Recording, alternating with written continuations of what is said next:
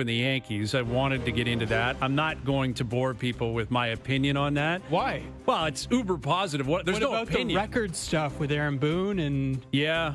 Well, and him pretending as if they're the best team in baseball. Is that what you're suggesting? Yeah, and that they're there's going to also- turn it around. It's fine, but just admit that you're a fan. Like, he pretends as if he's some objective journalist, as if we all know the way the game's played.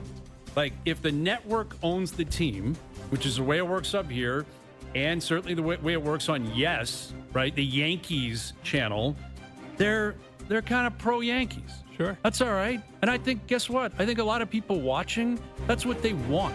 They don't want someone that hates the team that they love or hates the team that's being covered on a daily basis. So, Jamie Campbell's been doing the sweep thing for 20 years.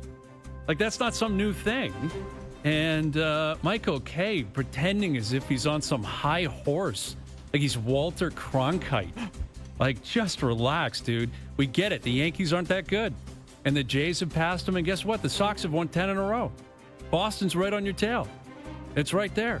And it's amazing. Like, I will give full credit to the Blue Jays. And listen, they stumbled coming home. They lost 3 or 4 to bad teams. Mm-hmm. And that is one thing that I'm anticipating moving forward that I was looking forward to getting to. Is now that you've reset the table, now there's no more, hey, this is great, like, good for you stuff, right? When you won 10 in a row, it was uber positive, and it deserved to be. And they've had a very, very successful first half. But now that you're in a position at the All-Star break where you're leading the division, you better make the playoffs now. Mm-hmm. So if you blow 2 games to Sacramento or whatever the hell they're called, you throw away a game against the White Sox that was a very winnable game, that getaway game, you're going to be held to account. So what you're saying is the expectations now have changed. I think what they are, I think what the expectations should be is those of a first-place team on July 14th. Mm-hmm.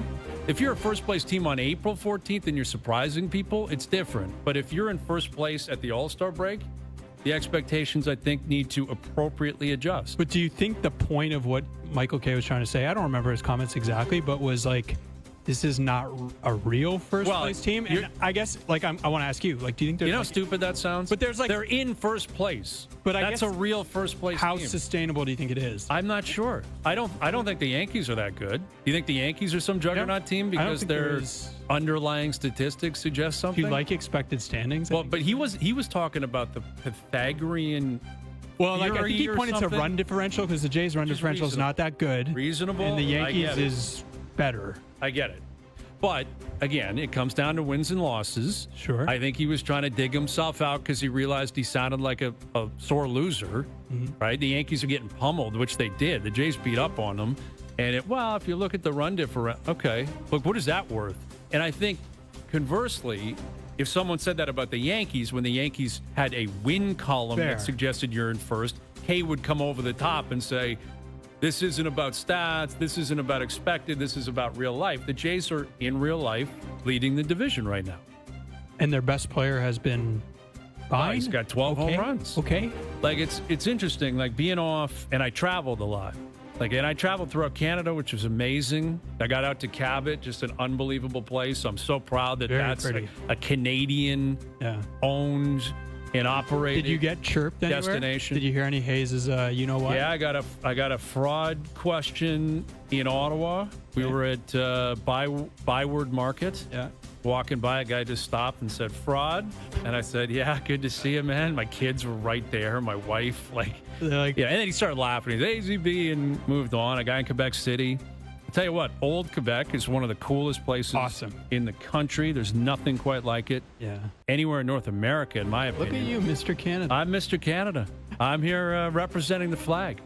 And but as a result, being kind of around the country, a lot of people talking about the Jays, and I happen to be traveling while they were on the heater. And I will say, I have 5 things that I think come up the most. One of them, in no particular order, is where is the power from Vladimir Guerrero Jr.? I want to guess the other 4, but yeah. I wouldn't say that's number 1, but it coincides. Marner has to be number 1. Right? Well, yes, Marner's a completely separate He's like on a different planet. And we'll get to Marner in a moment. I got something to get. I got a few things on Mitch that I've been waiting to get to. But I do think when you have the buildup of the contract negotiation, you sign the deal, your team's playing this well, Like last year, he had a remarkable season, but it didn't mean anything in terms of team success. But it wasn't the start. It was like the second half when they were out. Right, but he started heating up in June. When they were out. Right. Oh, so do you think there's a connection there? I don't know. Like that if the lights are bright, Vladdy can't perform? No, I don't think that's fair. I mean, the playoffs haven't been amazing, but I don't know. It just like that season feels funny. It's like scoring 40 goals for a last place team is like cool. Yeah. I don't know. Baseball's such an individual. It team is like sport, though. like you get in the box and you're on your own. Yeah. But I guess like to your earlier point, it's been the story the entire year. The power is not like he's got 12 home runs at the break. Yeah, and the reality is he's just not a power hitter. He had the one season where they started in Dunedin and then they were in Buffalo and then they got up here and he hit 46 that season and it was a remarkable season. But that's just not who he is. Like in reality, he's probably a 25 to 30 home run guy. You know, we always talk about the exit velocity with him and why can't the launch angle match that? And all of a sudden, apparently you watch this guy in batting practice. It's outrageous the way he performs. But the power just isn't there. And it's not like he's he got like a 270 batting average. His OPS is under 800, I believe now. Like those are just not, that's not good enough. Especially with the contract. And now, well, I would see, here's where I would separate those two. Once you're playing, the contract doesn't mean anything. The team is built. You are who you are. Mm-hmm. That contract technically doesn't launch until next year anyway. Right. Now I don't care about him matching the contract. I care about him performing for his team now because they're in a position to win. So you don't need to justify the contract. You got to justify your leadership role because your team needs you more than ever. But that's why I'd look at the second half and be like, well, what's sustainable? Maybe some of the Clements and Bargers start to slow down and your best player starts to heat up and that kind of makes up the difference. Like even Bichette, like it's been fine.